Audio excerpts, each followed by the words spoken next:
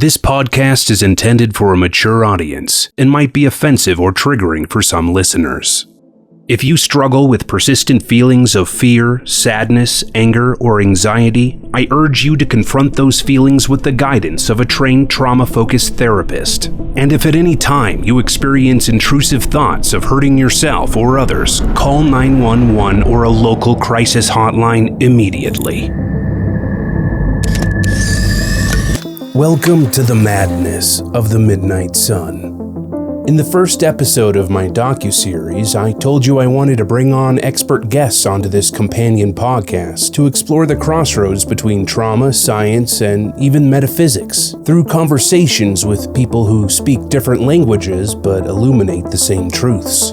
I'm nervous. Just a normal conversation, just like every other day. Every other day that we talk about trauma and the brain and dreams and ghosts. Just like every day. It's every day. On today's podcast, we'll sit down with Dr. Nathaniel Harnett to discuss some of the neuroscience behind trauma and how it can shape our behavior and perceptions. If you tuned in today because you're interested in the paranormal thread in this story, I still encourage you to stick around. Not only is the data behind trauma science fascinating, it's also a little terrifying, at least to me. To me, the intrusive influence trauma can have on the brain seems just as insidious as being infiltrated by a demon in a horror movie. Both influences seem to have the power to erode your defenses, or perhaps more accurately, use your defenses to wear you down. There were times I truly tried to refuse to believe my house was haunted. I tried to ignore it, because I know half the population out there thinks ghosts aren't real. But I gotta be honest that for a long time, opening the door to entertain that maybe my experience could be influenced by neurological responses to stress, well, fuck man, that was scarier than blaming it on family demons. Otherwise, it's not your house that's haunted. It's you. The reality is there isn't a person out there who isn't influenced by neurological stress at some point in their life. I believe we all have demons, and traumatic stress has the power to drum them up. I'm nervous a little bit because in my docuseries, I talk about some really personal things, and you've had the opportunity to watch some of that stuff, and you know that I disclose some stuff that not everyone believes in, you know, like ghosts and those kinds of things, and reoccurring dreams I had when I was really little that, you know, for big part of my early life, I attributed to those perceived paranormal things that were going on, like, and to some people that sounds kind of crazy, and I'm aware of that, you know, you know, and it's scary when you're in a situation where you feel like you're being infiltrated by something that's haunting you. But what's even scarier to me is, well, what else could it be? Is it in your brain? You know what I mean? Like, is it something that, you know, you don't really, you know, that's infiltrating your mind that you don't really have control over? That, to me, that's scary, you know, and I think that's intimidating for a lot of people to think about.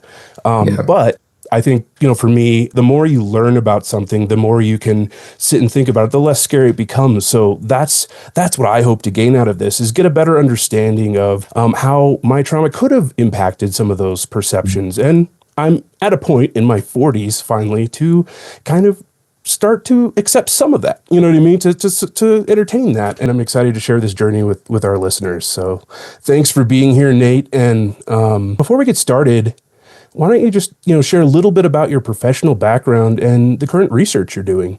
Yeah, sure. I'm happy to do that. So I'm Nate Harnett. I'm a neuroscientist and assistant professor at Harvard Medical School. I have a laboratory at McLean Hospital in Belmont, Massachusetts, and my lab really studies what is the brain basis of why some people go on to develop PTSD after traumatic experiences and why other people don't.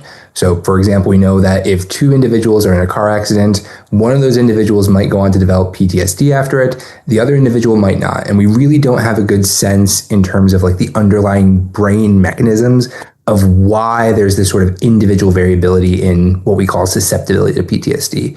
So my lab really tries to look at longitudinal data from individuals who have been recently exposed to traumatic events and tries to track what's happening over time in terms of brain function, brain structure, brain biochemistry, and look at how all of that relates to these sort of trajectories of PTSD symptoms over time, right? If we can image or take a picture of someone's brain right after they've been through something traumatic, can we use that to predict if they're going to go on to develop PTSD or not? So we can try to intervene early to help give them the resources or treatment that they might need to sort of mitigate the potential for them going on to develop the disorder.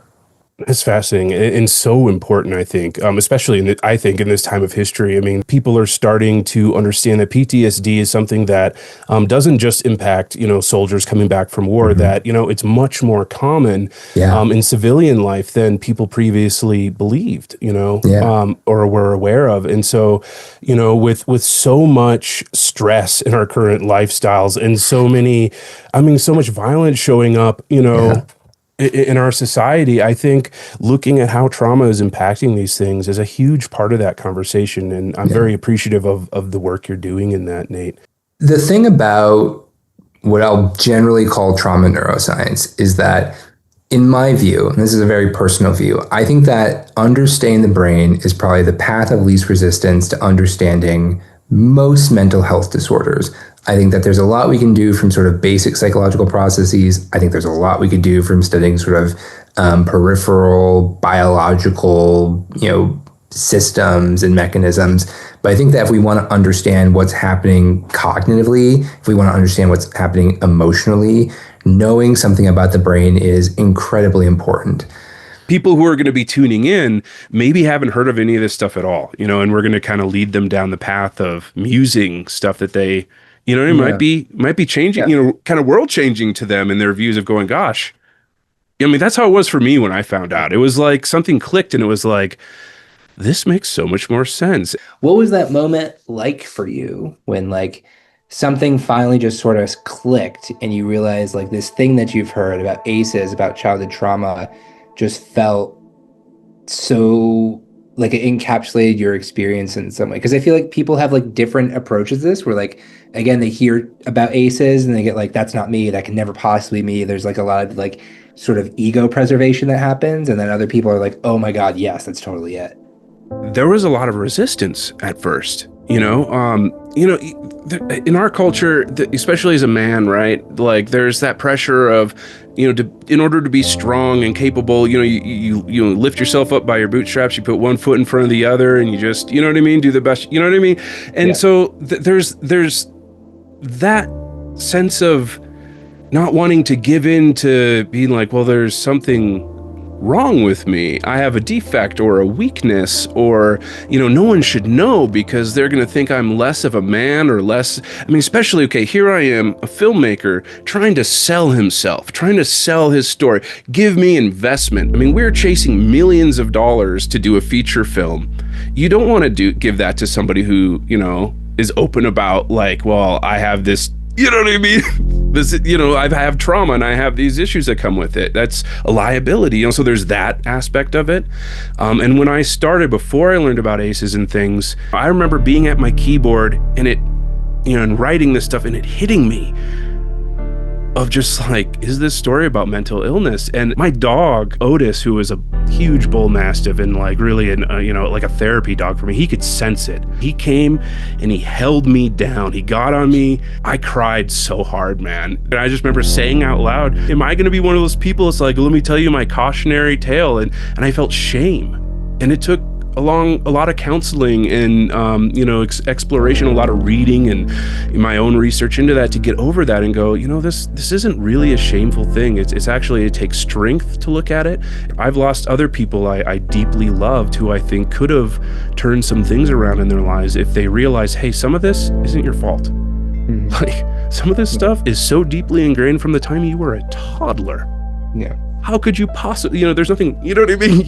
You're navigating something you don't even fully understand. And if you did, and you could see it, well, you could take self-responsibility and really be able to make that choice instead of just going through this pattern. I don't know if this is comforting, but I think that your experience is very common with trying to deal with some of this stuff. I mean, I don't know that your exact experiences are as common. You know that ACEs are very varied. There are different types of traumas and different types of stressors. But I think, even for me personally, going through like a lot of my own therapy and counseling, a lot of that resonates with how I've come to approach sort of my own traumas and some of my own stressors growing up. So I think that this will connect with a lot of people in a lot of ways. Trauma is one of, if not the most common thing, aside from like breathing and walking, that people really experience. And I know that we might talk about this at another time, but if you really look at the epidemiology of trauma within the United States and within the world, trauma is really ubiquitous. Like, it's about 90% of individuals experience at least one traumatic event in their lifetime here in the United States. And that's pretty consistent across other countries in the globe, ranging from about like 70 to 90%. So trauma is really common. And the thing that we've learned over the last sort of 20 years of study is that trauma is really associated with all sorts of deleterious life outcomes. Yes, it's associated with PTSD and depression, but it's also associated with juvenile delinquency and recidivism. It's also associated with cardiac disease. It's also associated with diabetes and other things like that. So it's this really sort of transdiagnostic risk factor that almost everyone is exposed to. And so for me, the importance of this field is that if we can sort of solve this major issue, not even solve it, right? If we can just understand enough about it, we can make such a huge dent in terms of both psychological and physical health problems that people might be facing. And really, I would hope, improve life expectancy and life satisfaction for really the whole population. I think that's probably kind of shocking to a lot of people to think like, well, it happens to almost everybody at least once in their life. Because some people who've probably experienced multiple types of trauma, they feel like they've risen above, and maybe they have, but at the same time, they may be going, well, that hasn't happened to me. So, just to kind of answer that question, like what constitutes as trauma, for people who might have that viewpoint and think, well, they're not affected by it. What kinds of things? I mean, we know, like, being assaulted, right? Or, having your life threatened. That's, like, we think of that with like PTSD and things like that. Mm-hmm. But are there other kind of traumas that you think are less common that people might not quantify when they think about, have I had a traumatic experience? I think it's important to draw a slight distinction here between how we might define trauma in the psychiatric setting versus how I think people are reasonably talking about trauma outside of that, right? So the way that we talk about trauma in neuroscience and psychiatry is very specific. We're often referring to the American Psychiatric Association, their Diagnostic and Statistical Manual for Mental Disorders, which we traditionally call the DSM. I think we're on DSM-5 TR or something like that. And the way that we define trauma within the DSM is that this is something that involves actual or threatened death, serious injury, or sexual violence that either A, happened directly to you, B, you witnessed the event happening in person, C, you learned of the event happening to someone really close to you, like a family member or loved one, or D, you were exposed to sort of repeated extreme details of the aversive event. And this is really done to capture sort of first responders like police officers or EMTs. Okay. That is, in many ways, a very encompassing definition because it encompasses things like serious accidents, fires, explosions, people who served in the military, as you already mentioned, assaults that might be sexual or non-sexual, and even things like car accidents. The problem, I think, comes in when we talk about trauma sort of colloquially. So like when you and I are talking about trauma, we might be talking about, this person experienced a mugging with a weapon and that's very stressful for them. But we also think about things that don't necessarily constitute individual events, right? We talk about things that might be very prolonged stressors, like growing up in a highly impoverished neighborhood, growing up in a family where there's substance abuse or other types of abuse. These are things that might not be necessarily singular traumatic events, but they're contexts in which people grow up in that we know are associated with sort of deleterious developmental consequences. And so I think that there's two ways we can sort of answer this question of like, what is trauma? I think trauma is what people tell us trauma is, right? There's a limit to that. Like if someone says, I was traumatized waiting for like my sandwich, or like for some, sort of random thing that someone said, we can have a discussion about whether or not we want to call that traumatic or not. But oftentimes people are very good at telling us when something really upset them to the point that they're thinking about it, and we can think about whether or not they might be having symptoms that are disrupting their sort of life satisfaction. So I know it's a very long answer to your question and maybe a little bit rambly, but I think you can define trauma sort of scientifically as these sort of individual events. I think we should also consider whether or not there's specific contexts or contextual factors that might also rise to the level of serious stressors that we think are going to impact neurobiology and behavior. One thing that just it hit me personally when you're explaining this was, being exposed to a parent who, exposes you to substance abuse. There is a big part of my, youth where my dad was using frequently in front of me, and my much younger siblings. And while I knew that, especially seeing my younger siblings so cavalierly, like playing at his feet while he's, snorting some cocaine off of a paper plate right there, you know what I mean? That would break my heart as I got a little older. But when I was younger, it was kind of normalized for me. I mean, certainly none of that was happening with my mom at home. So I knew this is kind of weird. But then I kind of came to sort of go like, it's funny. It's, you know what I mean? It gets normalized. It's just, that's dad being kind of crazy, kooky dad, and there were a lot of other elements in my childhood, I could say, not just substance abuse, that were the same way that, it wasn't until I got older and I started to feel different. I started to feel uncomfortable around normal people, because what was normal for me in these settings was definitely not the norm for most people. And so it made me just feel like I had a big secret. And that was kind of traumatic in a way, because it made it hard to relate to people, or at least internally, that feeling, if they knew or whatever. Bessel van der Kolk talks about this opening he normally does, where if he's giving a lecture, he'll ask people in the audience, does anyone here have a normal family? And maybe like one or two people will raise their hand. And he's like, can I come have Thanksgiving with your families? Because I've never seen a normal family. And it's something very important, I think, that we in the trauma space have started to understand, is that, as I mentioned before, trauma really is quite ubiquitous. Most people have some experience with trauma, and they might not really fully comprehend that in the way that I think that you comprehend that, in the way that many of us in the field might. The ways in which we deal with stressors in the moment, especially when we're young, is really about survival. And I'm going to circle back to this in a moment with, I think, some of the brain stuff that I wanted to say. But it makes perfect sense to me. When you're younger, when you don't have the sort of range of experience of knowing what the world is, you're looking to these cues from your caregivers, from your providers, from the immediate environment they've created for you to know, well, what is supposed to be normal? What's supposed to be happening here? And inevitably what happens is, as you go out into the world, as your sort of circle of experiences expands, you start to realize, oh, this isn't quite right. And that conflict, those sort of errors in what is being told to you to be expected versus what your home environment is, I think creates a lot of internal pressure and a lot of internal anxiety. I think that you're sort of really capturing that in what you're saying here. So do you feel that children are more neurologically vulnerable to long-term impacts of trauma? I think that childhood is a particularly special time because of the range of critical periods and developmental processes that are happening, right? If you think about our brains, we used to say that your brain stops developing when you're like 21. That's not really true. Your brain keeps developing up until the point that you unfortunately expire, right? The brain is constantly changing. It's constantly taking new information. Even to have this conversation right now, there has to be some sort of functional change.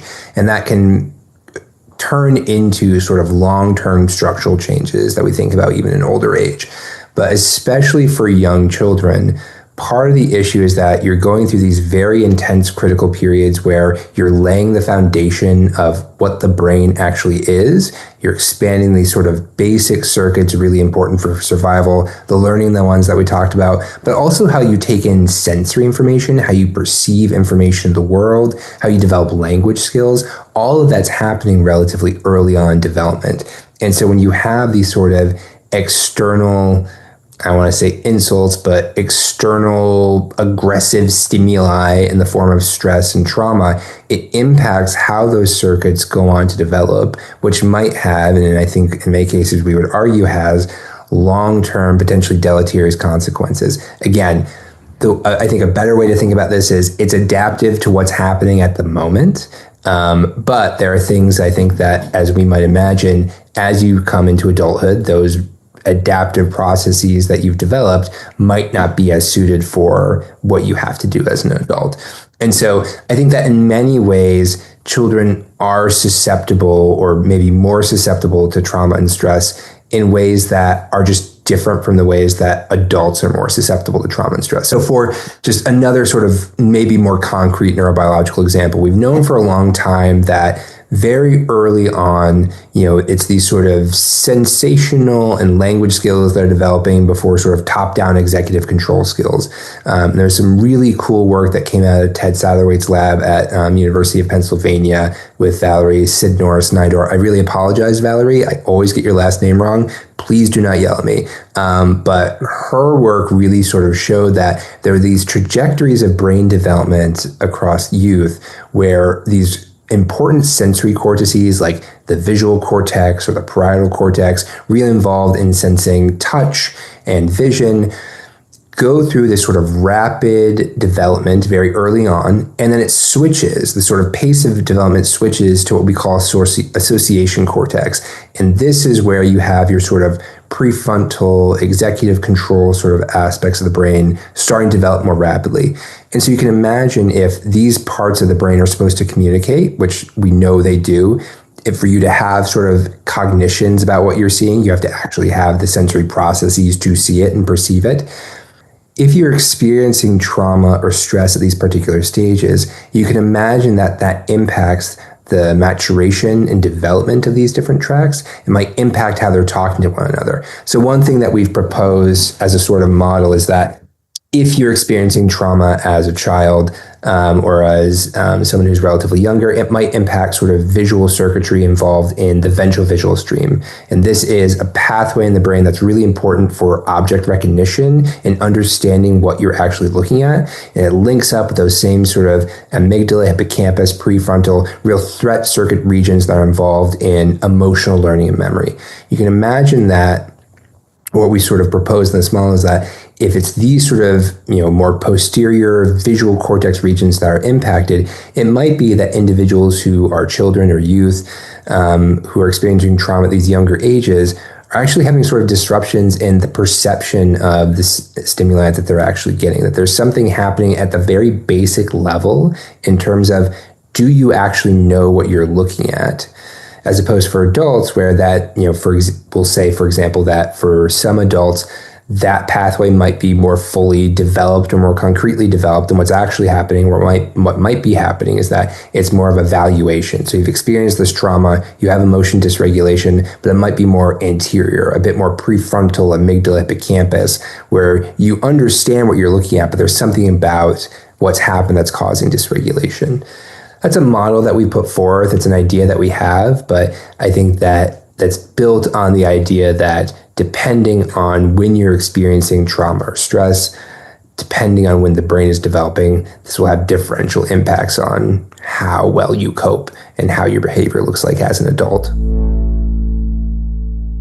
I am fascinated by the fact that all we have been, and probably most of what will be, is just up here. It's all in this very small space, and everything we perceive, everything we know, everything we can possibly conceive of is just what's up here. And without this, there's nothing else. There might be a universe beyond our brain, but we would never know beyond what's happening up here. And that to me is just so utterly fascinating that I want to know more about what it's doing and how we sort of help it be the best that it can be. That to me, in the episodes where there's been a few bits of my best buddy John growing up. You're recording it, Levi. Smartest dude I knew growing up. I mean, the guy was brilliant. Like, I was always really spiritual. You know, I thought, well, like, my house is haunted and my dad is a preacher. So, growing up, I definitely believed in God and the devil when I was a little kid and all that. And I have different beliefs now, but as a kid growing up, I was definitely that, like, there's a spiritual realm, we have a soul and all this metaphysical stuff. And then he was like the scientist kid, you know what I mean? And that's how he'd be like, we're like these aliens, right? Stuck in our skulls and then, just picture just the brain and the nervous system. And, we just spend every weekend talking about stuff like that. And that was him, man. That was like, that's how he thought. And so I've always had that influence growing up, but it was always that debate. And to me, that's part of the fun of going through this stuff with, I do talk about spirituality. I do talk about my dad told me he sold my soul to the devil. That makes someone go, well, what is a soul? What does that mean? And look internally, to go, what makes me uniquely me, but then also have this influence of like, the biological aspect of it. And I always feel like, well, the truth has got to be somewhere in between. You know what I mean? And and my theory I get into is I think the soul is written in our brains. Like, I'm not talking about a Force ghost walking around like Obi-Wan Kenobi to Luke Skywalker. I'm talking about what makes you you. Yeah. You know what I mean? What is written in there that makes you you, and you carry forward that, yeah. And to me, that's the soul. That's and it's a fascinating thing because it's still biology, but it's still really an interesting thing to cherish and honor. Like, well, what have we written in there that's so important? That's our moral compass. That's all these things, Okay. Anyway, I'm dying to ask you about some of the questions that are proposed early on in my docuseries. In particular, and early on in the show, I share a little bit about, when I was really little, and I'm talking about, the youngest I can remember, I'm sure like 3, 4, you know what I mean? I was having these reoccurring violent dreams that were so vivid. Some of them, like I said, are reoccurring. They happen the same way all the time. They were very specific to the details. It would terrify me. Sometimes I'd be witnessing violence happening to other people. Sometimes I would be one of those people and I would die in the dream. Now, growing up and, entertaining the metaphysical and things like that and feeling I was having, I believed I was living in a haunted house. I thought, well, maybe these are ghosts showing me these things, or maybe they're past life regressions. I don't know. But as a scientist, when you hear that, when you hear, about a child recalling that kind of stuff, where's your mind go? What do you think about that? As a scientist, I think that the way that I approach thinking about dreams is very much rooted in like sort of the biology of sleep. And we don't often think about how important sleep is, but it's actually like super important for brain health. So I think most people know there are like 4 different stages of sleep. There's like this sort of light sleep, this sort of medium sleep, the really deep sleep that's hard to wake people up from, and then REM sleep where you have these sort of vivid dreams. And what's happening during each of these stages are actually sort of complex neurobiological processes. One of the most important ones is the sort of flushing of the system. So you need sleep in order to keep your brain working efficiently.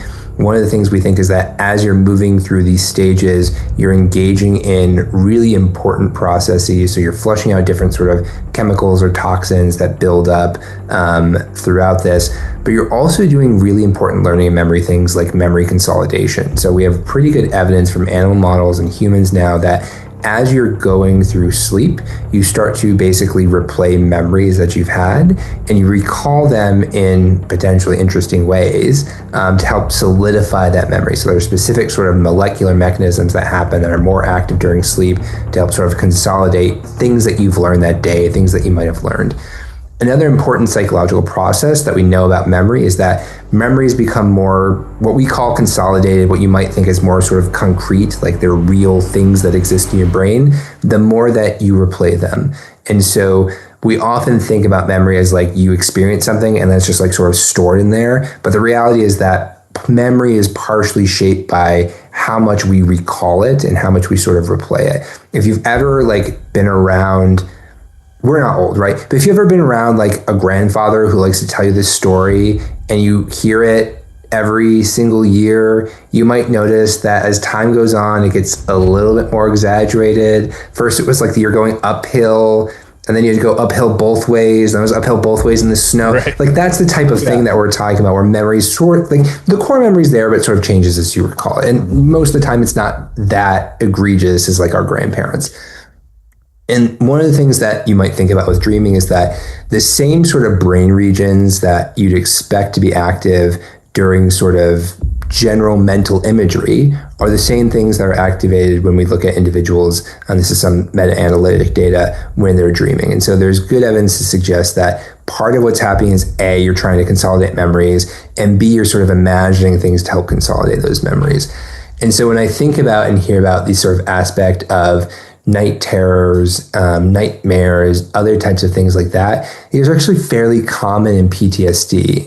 Again, it's another aspect that's not really well appreciated, but disrupted sleep, the occurrence of nightmares, those are all things that are very highly prevalent in PTSD. It's some of the most sort of disruptive because A, you've experienced all this terrible stuff, you're having these intrusive memories, and then you can't get good enough sleep to help regulate the emotions that you're trying to regulate.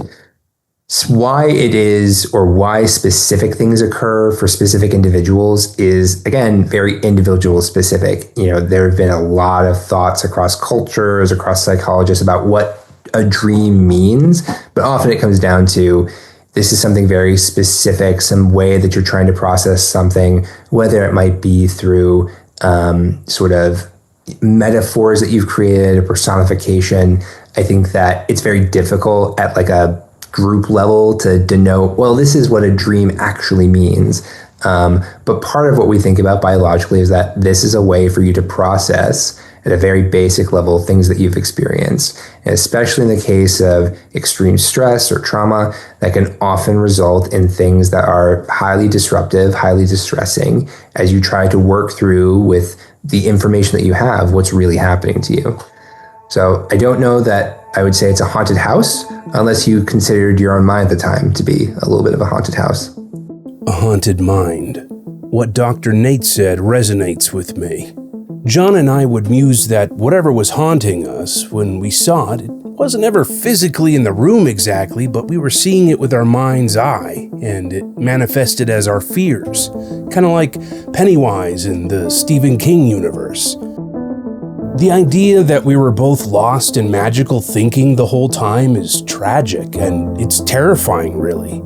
I've read about folly of two, and I've accepted that traumatic stress will push the mind to seek out and maybe project signs of danger. While I'm certain that all played a part, I still believe I'd be crazier to discount all the shared experiences I had growing up because they don't fit in a box. That said, I've been pretty privileged to be able to take so much time to process and reflect on my story. And doing counseling and becoming curious to read about my diagnosis of CPTSD really made that time valuable for me. I've been able to find the tools to face my monster, wrestling my demon so I can pass this psychobabble on to you. But most people don't get that time. They don't have time at all. They gotta toughen up. But for people who are haunted, whether in the head or in their house, ignoring the problem always makes it worse. And when a crisis creeps up, where are people supposed to turn for support? You have a crisis, what options are available to you? And how does that actually play out? I mean, if you call 911 and say I'm having a mental health crisis, who actually shows up in that moment? Are they someone that's actually trained to deal with that? If you are like having suicidal ideations, you call 911 and the police show up, are you really going to be in a great spot for that, depending on what your background or maybe prior experiences with law enforcement might be? I don't know the answer to that. It's a very subjective event, but like, how exactly are we handling these crisis situations? Right. I mean, yeah, bringing law enforcement into the conversation is another thing. Yeah, like how informed is your average officer responding to a scene for, people who are, in a mental health situation? And like, I mean, police officers are dealing with their own trauma as well. Like, regardless of sort of where you might fall on your favoritism towards law enforcement, it's just a reality that it can be a very stressful and occasionally traumatic experience for a job. And if you're coming to a situation with your own unresolved trauma, owing to maybe cultural factors that might impact whether or not you seek treatment in law enforcement, or just the nature of how many stressors you're really dealing with, and then you go try to help someone else who's dealing with their stressful events, what is the actual endpoint of that equation? That's a really good point. I hate to make it sound like, trauma is the end all and be all of all of society's problems. I don't think that's entirely true. But I think it's a really big problem in terms of like all of the deleterious consequences we see, the influx of stress-related disorders, the influx of, just sort of stress-related interactions that people have. I think it's a really big problem. It's easy to say, well, people just need to go to therapy. It's a lot harder to say like, okay, but where? What is the actual distribution of like local clinics? Where are the local distribution of like mental health professionals of any sort of flavor that are actually available to people?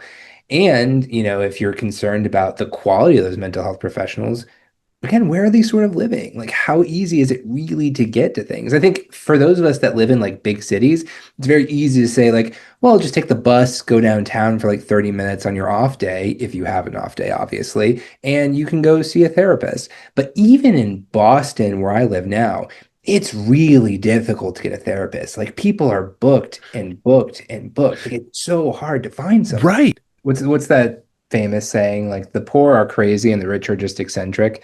Like, Right. oftentimes it's unfortunately very true that like the biggest factor in terms of whether or not someone's going to get help is are there the economic resources available for them to do so? If you live in a very impoverished community where a lot of mental health clinicians don't work, there's maybe one rural hospital and it's like 30, 40 miles from where you live, it's not a surprise that you're not going to be able to seek the kind of care you need to deal with the types of stressful or traumatic things that you're going through.